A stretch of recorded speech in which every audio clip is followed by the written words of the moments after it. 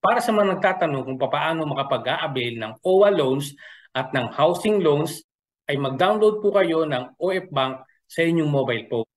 Ang OF Bank is a digital bank ng Land Bank na ginawa para sa mga OFW at para sa kanilang pamilya.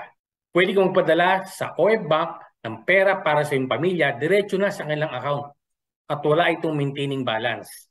Di katulad ng ibang bangko na kailangan mong karoon ng balance na 10,000 per month. Na kapag walang 10,000 per month ang iyong balance sa iyong account, ay meron kang 300 pesos na deduction every month. Dito sa OF Bank, kahit zero ang maintaining balance mo, hindi ka mape-penalty. At dito sa OF Bank ay makapag-apply ka ng OWA loans at ng housing loans na para sa mga OFW.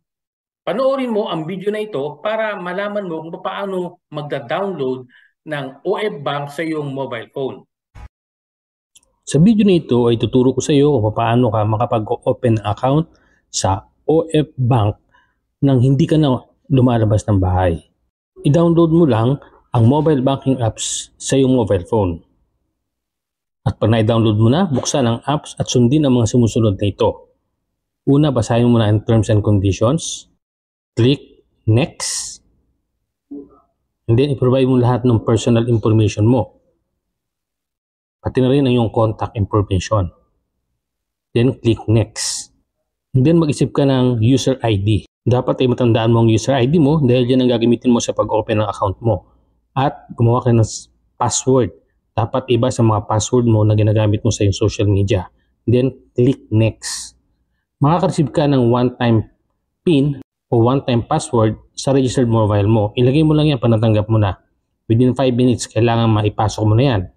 Makakatanggap ka ulit ng isa pang one-time password sa iyong registered email. Encode mo lang yung one-time password na nakuha mo sa iyong email. And then, click Submit. And then, mag-isip ka ng 3 security questions na ikaw lang ang nakakaalam ng sagot. Dahil yan ang gagamitin mo kapag nakalimutan mo ang iyong PIN o yung password mo.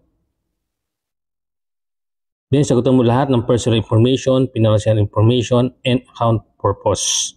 At i-ready mo na ang iyong mga supporting documents tulad ng passport, driver's license, PRC ID, o anumang valid ID. And then, gamitin mo ang selfie mo para ikaw ay mag-picture using your camera.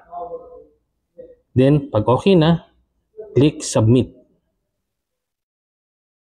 And then, i-review mo lahat ng account details na